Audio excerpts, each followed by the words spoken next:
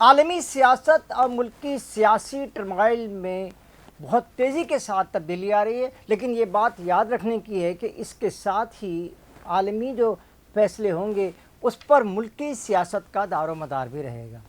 دوسری جو سب سے امپورٹنٹ پیش رفت یہ ہے کہ اس وقت جو کراچی میں جو صورتحال ہو رہی ہے کہ اس وقت کراچی میں پی ایس پی اور ایم کیو ایم پاکستان کا الطاف حسین کے خوف سے، الطاف گروپ کے خوف سے دوبارہ اتحاد ہو گیا، اور اس کے ساتھ ہی میں بتاتا چلوں کہ عمران خان کے بیٹے نے اب پاکستان کے خلاف، پاکستان کی معیشت کے خلاف ایک بھرپور ضرب لگانے کا بھی فیصلہ کیا ہے۔ یہ سلسلہ کیا ہے اس سلسلے میں آپ سے آگے بتاؤں گا، لیکن دوستوں یہی بات آپ سے کہنی ہوتی ہے کہ تقریباً 87% لوگ جو ہے وہ میری ویڈیو کو دیکھتے ہیں، وہ جنہوں نے سبسکرائب بھی نہیں کیا ہوتا ہے، لیکن باقی جو 15-16% ہیں انہوں نے سبسکرائب بھی کیا ہے، جو مجھے دیکھ بھی رہے ہیں۔ تو میری گزارش ہے کہ اس کو سبسکرائب بھی کر لیں اور لائک بھی کر لیں اور شیئر بھی کر دیا کریں، تاکہ لوگوں کو بھی معلوم ہو سکے کہ اس وقت کیا ہو رہا ہے۔ دوستوں پہلے میں نے بتایا تھا آپ کو کہ اس وقت عالمی سیاست میں جو اس وقت ایران کی جو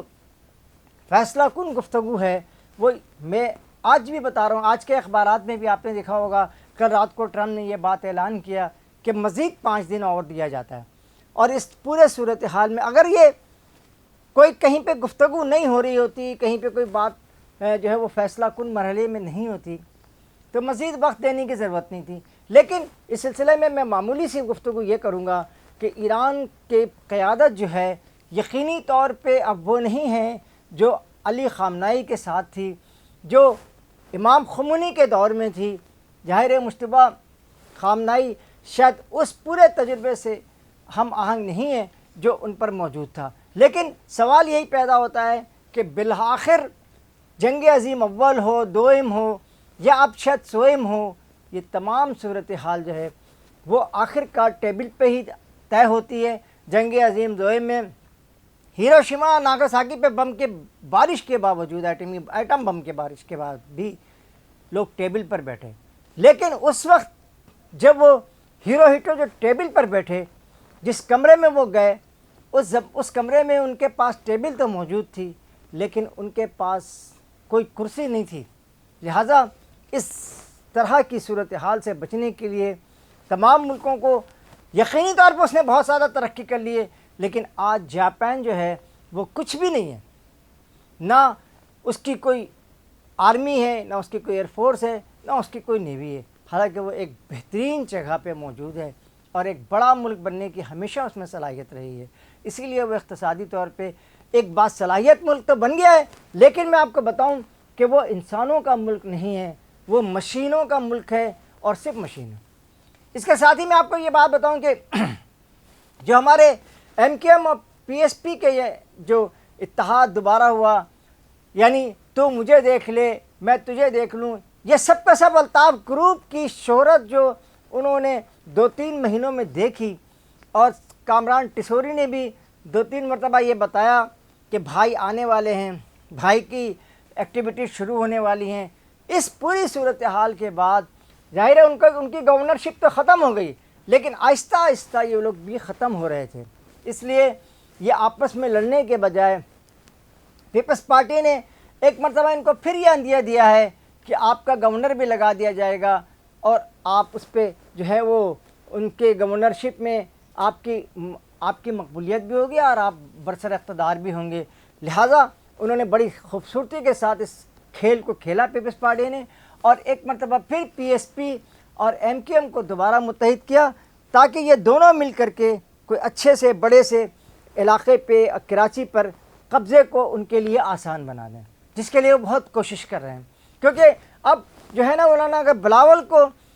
وزیر اعظم بنانا ہے تو کراچی کی 17-18 سیٹیں ان کو چاہیے، اس کے بغیر بلاول کو وزیر اعظم نہیں بنایا جا سکتا۔ اس لیے یہ کہنا کہ ایک ایسی صورتحال پیدا کی جا رہی ہے کہ جو بلاول کو وزیر اعظم بھی بنائے اور سندھ میں جو ہے وہ پیپلز پارٹی کی حکومت بھی ہو، اور اس کے ساتھ ساتھ ایم کیو ایم کو بھی کچھ تھوڑا بہت، ایم کیو ایم پاکستان کو اور ایم کیو ایم ان کو بھی کوئی کچھ نہ کچھ دے دلا کر کے جان چھڑائی جائے۔ یہ ساری صورتحال جو ہے اس وقت کراچی میں ہو رہی ہے، اور اس کا سب نقصان جو ہے کراچی کے اردو بولنے والوں کو تعلیم میں بھی ہوگا، نوکریوں میں بھی ہوگا۔ اور اس لیے ہم یہ بار بار یہ کہہ رہے ہیں کہ اس وقت کراچی کو اس بات کی ضرورت ہے جس کا پورے کراچی پر ہولڈ ہو، اور وہ صرف الطاف گروپ ہے۔ الطاف گروپ نے کراچی کو ہولڈ کیا ہے، اور ہولڈ کرنے کے بعد ہی اب تک ان کا ہولڈ برقرار ہے۔ ابھی گزرے ہوئے بہت 88 میں انہوں نے جیتا تھا، اور اس کے بعد جو ہے وہ کراچی میں رہے، لیکن یہ پوری صورتحال اس وقت تباہی کی طرف جاری ہے کراچی میں۔ آج بھی کراچی میں کوئی ایسی روڈ، کوئی ایسا انسٹیٹیوٹ، کوئی ایسی جگہ جو نہیں ہو سکتا ہے جو ایک خوبصورت جگہ کہلا رہی ہے۔